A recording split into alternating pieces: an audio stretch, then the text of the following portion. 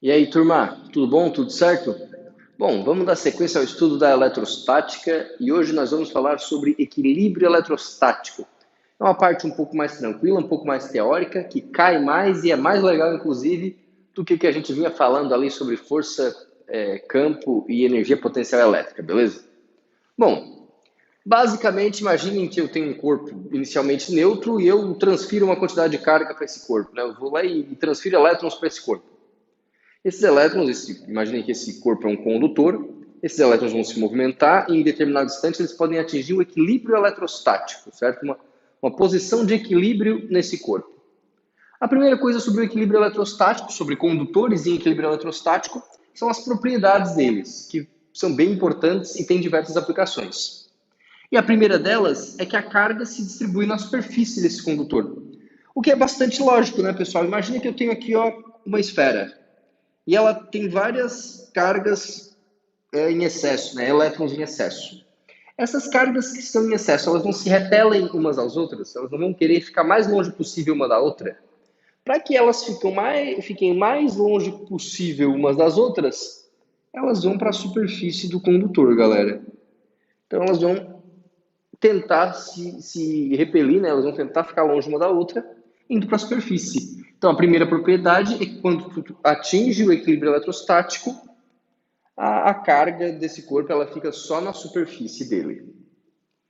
Consequentemente, pessoal, o campo elétrico dentro do condutor, o campo elétrico no interior do condutor, ele vale zero, certo? Eu vou ter vários vetores campo elétrico ali dentro e simetricamente eles vão de fato se anular, pessoal.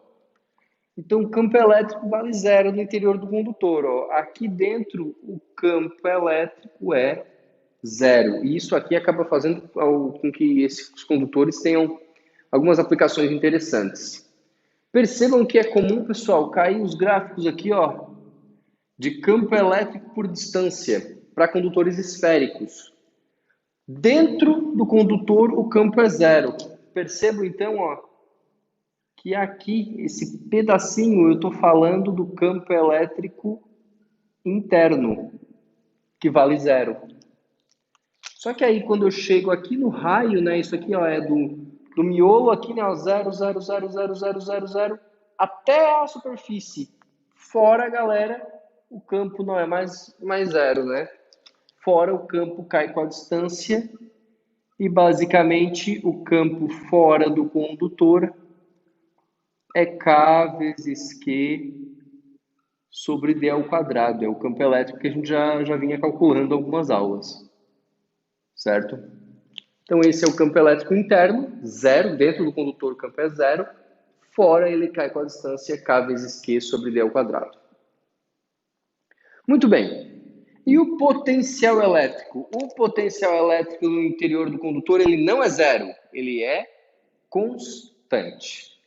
Então, quer dizer que se aqui no meio for menos 10 volts, aqui vai ser menos 10 e menos 10 e menos 10, e todos os pontos o potencial elétrico vai ser igual, certo? Então, o potencial elétrico é constante. Percebam que aqui ó, está o potencial elétrico interno, que é constante, pessoal. Opa, fiz lambança aqui no gráfico. Que é constante, certo? Basicamente, para calcular ele é constante, pessoal. K vezes Q sobre R.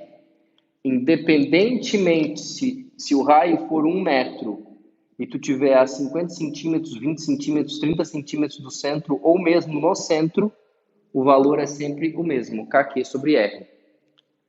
E fora, o potencial elétrico cai com a distância, né? Fora ele é o potencial externo. Opa! Tô meio estabanado hoje, né? O potencial elétrico externo é K vezes Q sobre D, né? D é a distância, normalzão. Certo? Então, potencial interno constante, externo cai com a distância. Bom, além disso, o campo elétrico fora do condutor, galera, fora tem campo, né? Ó, fora tem campo. Ele sempre forma 90 graus com a superfície. Então, se eu fosse desenhar algumas linhas de campo, pessoal, desse condutor aqui, ó, eu desenharia elas assim, ó.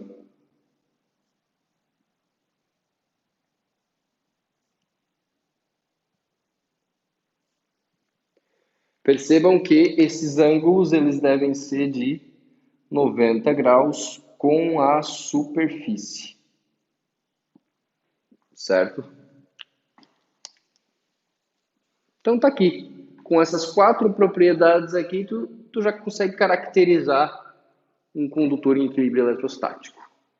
Primeira propriedade, ou melhor, primeira aplicação importante disso aqui, a blindagem eletrostática.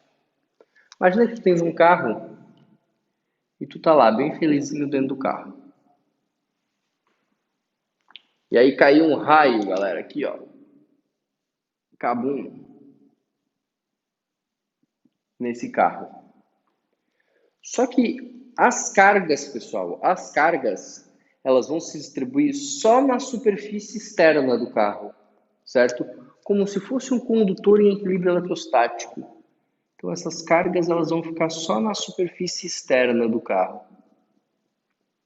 Porque a lataria é metálica. Logo, o campo elétrico aqui dentro vai ser zero. E tu vai estar totalmente protegido. Então, pessoal, dentro do carro é extremamente seguro numa tempestade de raios. Por que o pneu é de borracha? Absolutamente nada a ver. Porque tem ar entre o carro e isso nada a ver. Tu tá protegido, pessoal, pelo fato de que a carcaça, o que te envolve é um metal. E aí, como a superfície é metálica, as cargas ficam só na superfície, certo? Pega o celular e bota dentro de uma caixinha de metal e tenta ligar para ele. Ou mesmo quando tu entra no celular, com o celular no elevador, vocês já repararam que cai o sinal, pessoal? É exatamente isso, é a blindagem eletrostática. A gente chama isso, pessoal, de gaiola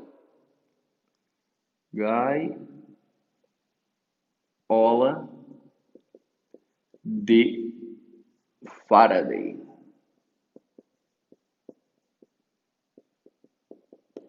Certo? Então, é bem comum esse tipo de coisa, pessoal. Ah, onde é que tu está mais protegido numa tempestade de raios? Dentro do carro ou num campo aberto? Dentro do carro. Por quê? Porque o pneu é de borracha? Não, porque o que te envolve, galera, o que te envolve é um metal. E dentro de casa também, né? Concreto armado, tens ferro nas paredes, pessoal. Tu está protegido também dentro de casa.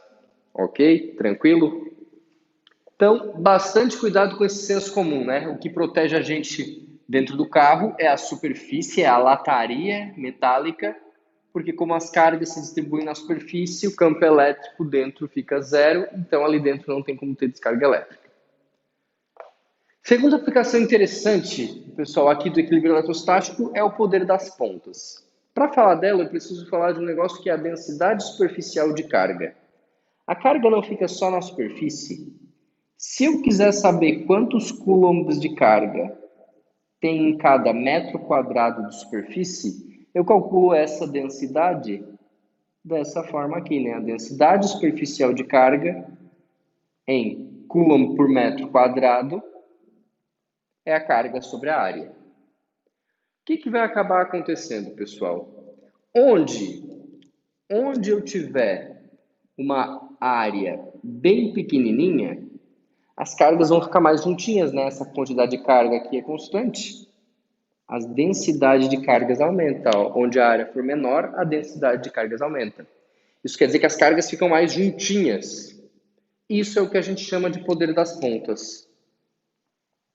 O que acaba acontecendo? Imagina que eu tenho esse condutor aqui, ó. Aqui não tem uma pontinha, as cargas não estão mais juntinhas nessa região. Isso quer dizer que como tem mais cargas juntinhas aqui, o campo elétrico é mais intenso aqui. Então, se for cair um raio, por exemplo, pessoal, a tendência é esse raio cair aqui, na ponta. Por isso que o poder das pontas está relacionado, de fato, com o para-raios. Certo? O que o para-raio faz, pessoal? Ele repele o raio para o raio não chegar na gente? Totalmente errado.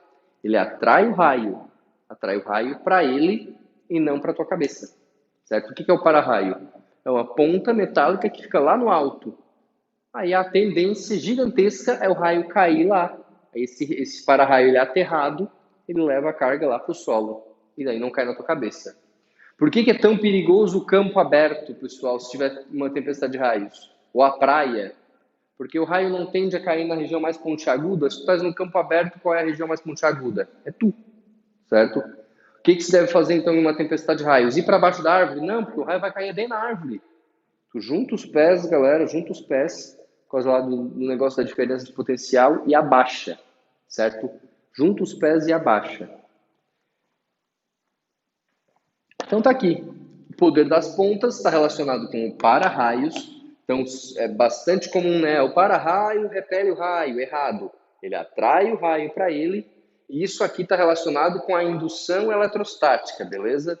Porque nessa região onde tem mais carga, tem mais campo elétrico, né? O campo elétrico aqui ó, seria mais intenso nessa região.